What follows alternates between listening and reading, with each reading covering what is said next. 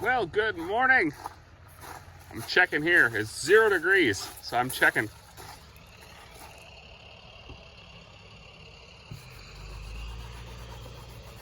Aha! As I suspected. So the first day of frost. The first day is September 10th. So with that, September 10th being the first day of frost, seems reasonable enough to just point out quick for some of the folks that watch. That is why we swath canola so much more up north than they do anywhere else. I'm not saying there's not a lot of guys up north that aren't switching to straight cut. There are tons of guys switching to straight cut. Tons and tons and tons and tons and tons. We even get flack around here from folks. Oh man, I'm never cutting again. Hashtag sell the swather. Okay, fair enough. We went through a cycle here where we did not get frost, and our crops, due to the heat of the summer, ripened, matured way faster than ever.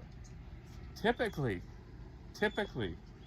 I'm under 40, so my short farming life of actually paying attention, because let's be honest, when you're in your late teens, how much do you really care about it, right? I mean, you're off partying, doing this, and when you go out working, you just kind of come back and help, and you're not noticing things. But in my short, noticing our canola crop historically is in a very susceptible stage at this point.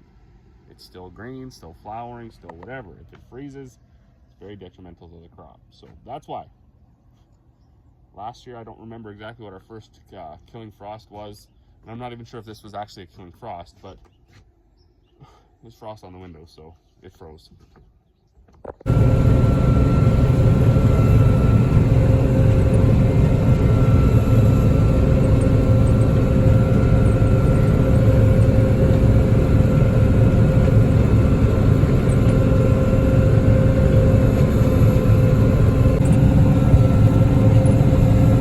Trying to get to the truck.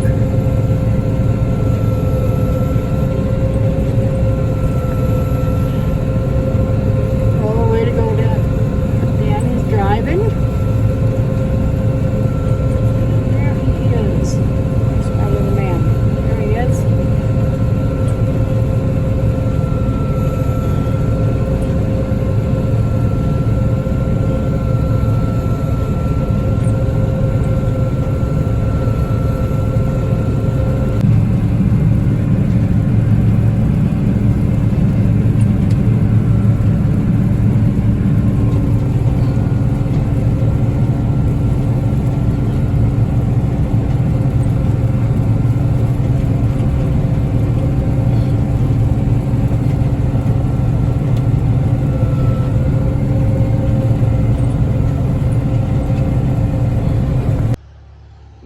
Good morning. A couple days later, I would assume. Dead battery, left the lights on in the back compartment for adjusting the sieves.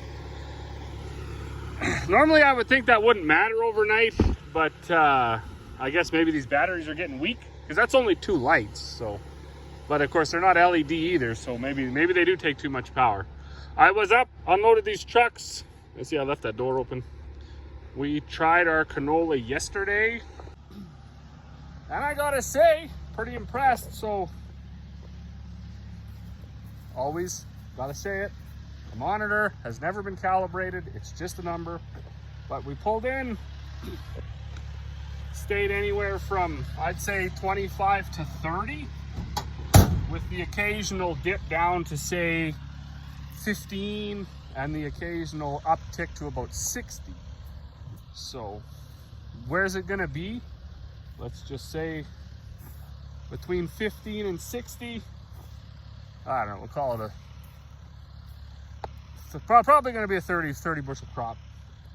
We'll go on the low end. It plays out pretty bad right here, which is interesting because from this approach,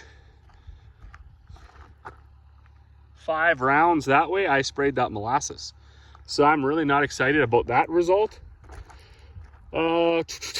Back to that molasses. On the other side of the trees, we sprayed that barley, seeded it east and west, sprayed north and south. So every round she had to go into it and out of it and into it and out of it. And all the way down the field, she said she saw the yield monitor go up. And then when she got out of the molasses, the yield monitor went down. So it seemed to work in the barley. We haven't done enough here yet, right? Mother went down here because she's dropping straw. And then we started up there. So there's only a few passes made over here.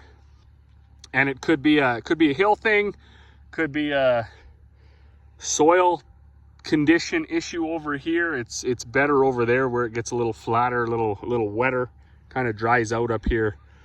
There was a bad quackgrass wild oat infestation for a few years here.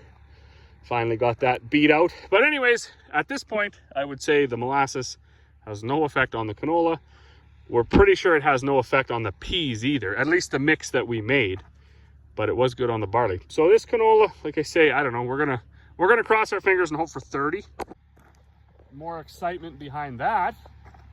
I guess my father-in-law was telling the wife the other day that the guys over there, he's hearing, you know, up to 10% sprouted. I'm not exactly sure the tolerances. I didn't even know canola could sprout. I didn't even know that was a thing. It's just another way, I guess the good Lord shows us he loves us this year by cursing us with that. So anyways, I guess if your sprouted levels are too high, it becomes sample canola. It definitely downgrades you like any other grain, I guess. If your wheat is sprouted, it's no longer number one, it's feed. Barley, peas, same thing. It's just something you don't encounter in canola. So I did some research. I reached out to a couple of the buyers or whatever, and they said due to the heat stress this year, sped up whatever the enzyme inside the seed, and then it caused it to sprout. So we've had hot years before and it never was an issue. So I don't exactly know what's going on. Check that win out. Big old steel ring on the ground here. Don't exactly know what's going on. I looked through ours. Yeah, there's undeniably a sprouted one or two in there. 5%. Hard to tell when you're looking at 100 billion seeds. But I don't know. I guess only time will tell once we get a sample off to the elevator. I think Mother and I got 50 acres done yesterday. 40 acres, something like that, and we ended up with about 1,000 bushels, so maybe more. That combine's right full, so that would bring us right in around that 25 bushel, and that would be always hope for more, but it could be all we get this year.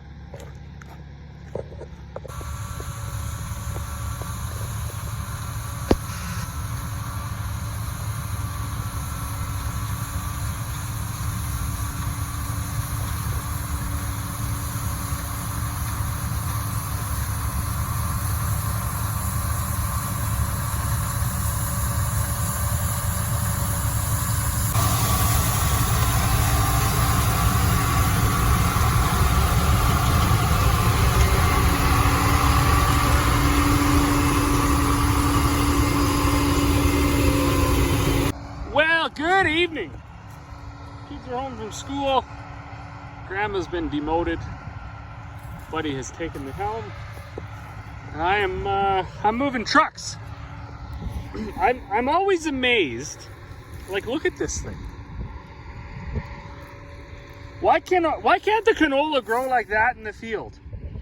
I don't understand. If this was over there in the ditch where I missed with the swather, because I tend to not want to ram the rocks and stuff that you roll off the field, like that guy right there. I tend to not want to ram that into my very expensive swather header. So some of these seeds on the edge, they unfortunately get missed. But why is that the case? If you go pull the roots from the stuff in the field, you know, we'll find, and we'll find a sizable one. This one's decent. That's what you get. There's an extreme difference between the two. So I don't know why we can't we can't achieve this sort of excellence out in the field. But anyways, we never do, never will. It's a never not situation. Oh, there we go. So one thing that was interesting, and I haven't talked to Corey about it yet because she's got the combine with the yield monitor. So I was curious if she knew a difference, say from here to there to over there. They left all those long ones over there because they want to finish back around here. They try to do that before it gets dark. Just, I don't know, because I guess. But that looks really good at the north end. That's about 40 acres, I believe. And this is like 100 and... I forget where the quarter line is. Those trees there. Those ones way over there. That's so like, where are we at here? Quarter line maybe here, and then this is actually another quarter. But anyways, this whole piece I think is either 180 or 200 acres. The worst part of the field being right in here, where we got some like there was crackgrass here and wild oats and stuff. That side there used to be a fence that ran basically maybe about where that brown truck is over, and that was all pasture. There was a lot of cattle put up in there, so it's like relatively newer grain farming ground. Like it was always kind of, I don't even remember what it was, but it wasn't intensely cropped until we started doing it. So it's always better there. You can almost even see that in those swaths. They're like, I need like 2-3 steps to get over them. So hopefully it's better down there. That much like that plant that I just threw over there, I think that's what always gets a lot of guys there. Like, oh, I got 50 bushel canola, but it was like in the best 8 acres that they own, and then everything else was like 15 to 30 in that range, which I think is what's going to happen to us. In fact, right now I'm going to text her and see what her monitor said when she went around that field. All right, so there she comes now. We're not dropping straw with that 9750. I don't know. Well, you might even, this swath's big enough, maybe it would drop something, but they're getting like 3 bales for every half mile anyways. And he said the bales are like 1,000 pounds, so should be enough just behind the one combine. But yeah, so I just texted her. She said on the west side, like over here, let's see over here. So along this, she said like the monitor goes up to 40, 50, even 55 sometimes. But she said mostly what she saw was basically 35, and over here, basically all she's seeing is 25 to 30. So slightly better, nothing to get real excited about. I always find that interesting, and I was talking about it in several videos throughout the spring and the summer here, and even into the fall, is those farms that like their entire land base is good land. Like, that'd be so awesome, because we have a land base that is entirely different and mostly not that good.